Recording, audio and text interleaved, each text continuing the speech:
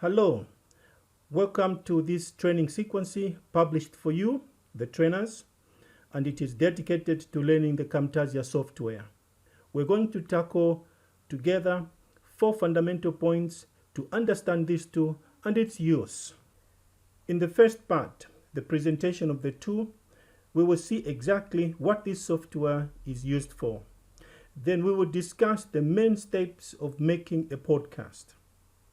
In the second part, we will see how to start a project from A to Z with some useful tips. In the third part, we will focus on editing a video. I will introduce you to your editing space as well as the different tools provided by Camtasia. And finally, at the end of this training sequence, we will see how to produce or share your video easily. If you're ready, let's get started. So here we are in the first part, the presentation of the tool. The first question that comes to mind is obviously, what is Camtasia for? Well, Camtasia is a paid software that will allow you to make tutorials in the form of videos or podcasts. This tool allows you to record everything that happens on your screen. Movements of your cursors, text entries or dialog boxes. After recording, you have the possibility to produce or generate a video file. It is also possible to add captions, graphics, and sound effects, music, comments, and much more. Let's go through the 3 steps of making a podcast. First step, recording. You have to think, of course, about what you are going to record before you start. Second step, editing. This consists of reworking a video on a chronological editing plan. You can import different types of files, such as PowerPoint, photos, videos, audio, to enhance your video. Finally, the third step, which is sharing or producing. There are many production options and export formats for your video, such as MP4, AVI.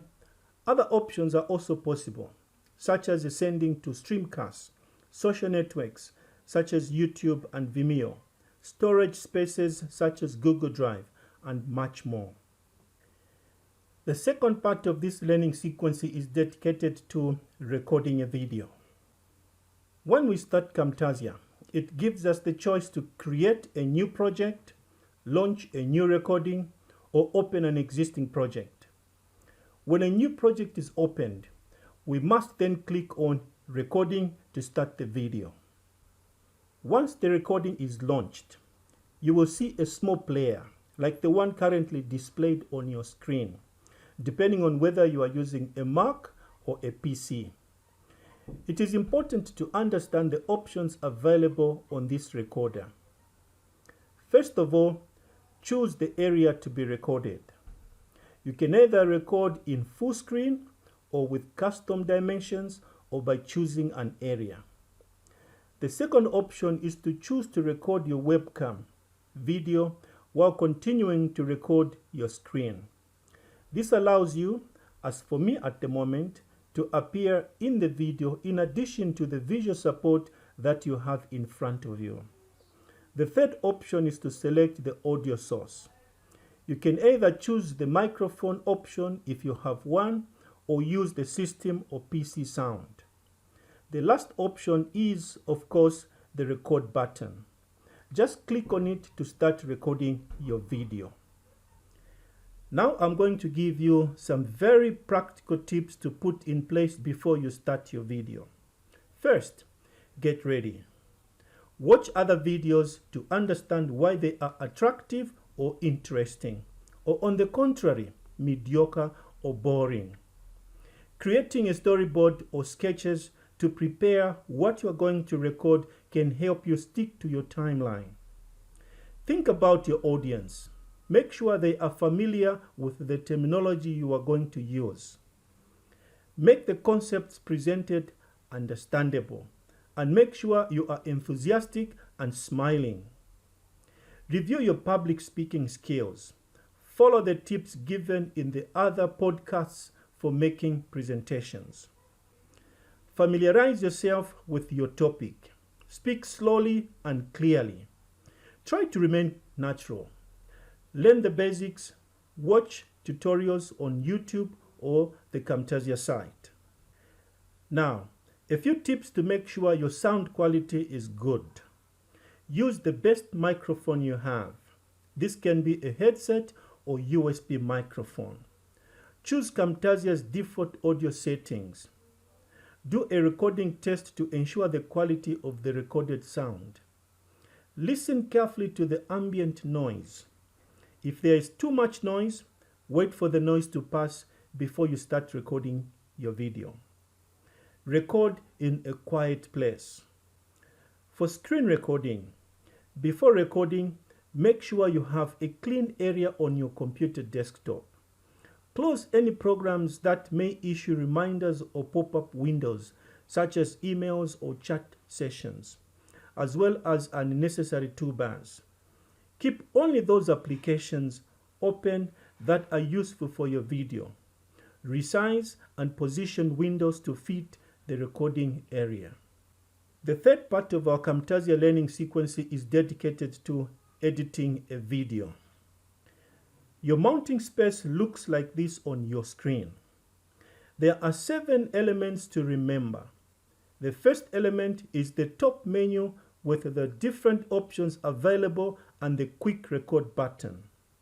This button will allow you to launch the recording player as we saw earlier. The second element is the left menu with the different effects you can apply to your video. We will see them in detail later. The third element is the chute. This is where all the multimedia elements useful for your video will be put. The fourth element is the editing tools. These elements will allow you to copy, paste, or cut the elements of your video. The fifth element is the editing plan. It is divided into different video or audio tracks. We will see this in the next slide in more detail. The sixth element is the video itself. This is a preview of your video that will allow you to see in real time how your video is being edited. The seventh and the last element is the share button. This button allows you to either export your video or share it via one of the solutions we saw earlier. Now, let's take a closer look at our assembly plan. The assembly plan is divided into different tracks. You can insert, remove, activate, lock a track by right-clicking on the track name. As you can see on this slide, the timeline consists of 3 tracks. Track 1, that's the video clips. Track 2, sound.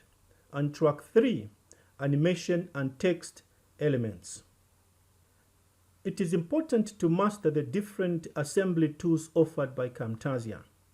You can use the assembly tools according to the order of the elements displayed here. First, to undo your last action. Second, to redo your last action. Third, to cut a selection on the editing plan.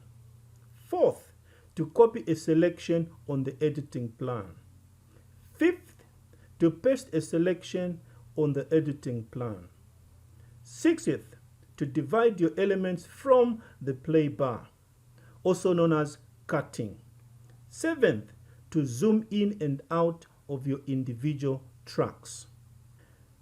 Now, let's take a look at the different multimedia elements or effects available in the left-hand menu of Camtasia. First, there is the library.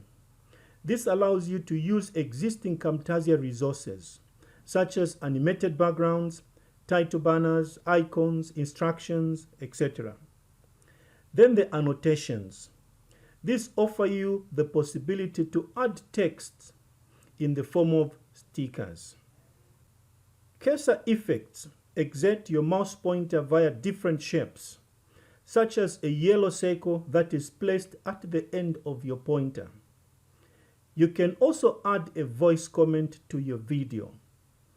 In the audio effects, you can change or clean up the background sound of your video.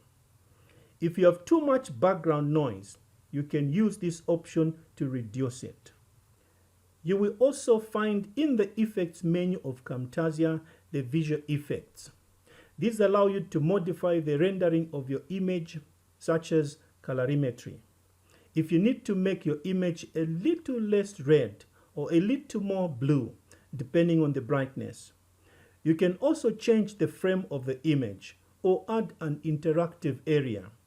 Speaking of interactivity, you can also add a quiz to your video or also subtitles. For example, if you want your video to be available in several languages, just add subtitles. I will now give you some practical advice on how to edit your video. First of all, import all the necessary elements. Organize them and rename them so that you can find your work very easily. Organize them on the timeline. Put them in the right place at the right time. Apply animations to attract the viewer's attention, but I advise you not to overuse animations and to be restrained in their use. Make some basic changes in the placed clips, such as colorimetry, or adjust the sound and the background noise of your video. Edit the video elements together. Add voice comments. Add title clips and transitions. Add other effects and add animation effects as suggested earlier. The fourth and final part of our learning sequence on Camtasia: sharing and producing a video. The production process, also known as rendering, generates a file based on the sequence of video clips, images, sounds, and effects on the editing plan. You will therefore export all your work from your timeline into a single file in MP4 or AVI format or other, as we saw earlier. Camtasia exports the video to the dimensions of the background of the image, which is very important. To get the best results, you will need to adjust the backgrounds of the dimensions in which you want to produce and distribute the video. Depending on where you are going to publish the video, it is important to adjust the size of the video via the background. If you publish your video on YouTube, Twitter, or Facebook, the size of the video will be different. When you generate a video file, you have several options. You can generate this file locally, that is, save this video on your computer. You can also generate this video via TechSmithScreencast.com site, which allows you to do many things, such as upload, manage, share your videos, control access rights, share statistics, and more. Personally, I recommend, if you want your video to be public, to publish it on YouTube, which is the easiest and simplest way to share your video with the largest number of people. There are also other video platforms like Vimeo, which do the job very well. If the video is for private use, you could share it via your Google Drive. To upload it on your Google Drive obviously requires you to have a Google account and to share it afterwards.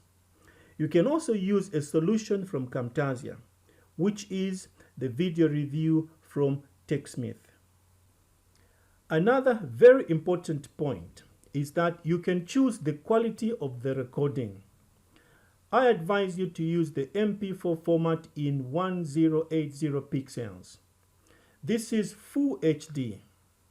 If you want your video to be a smaller file, you can use a slightly lower quality like 720 or 480 pixels. That will reduce the weight of your video, but also its quality. This concludes our learning sequence on the use of Camtasia. I thank you for following it to the end and look forward to seeing you very soon on ColleCP's e-learning platform.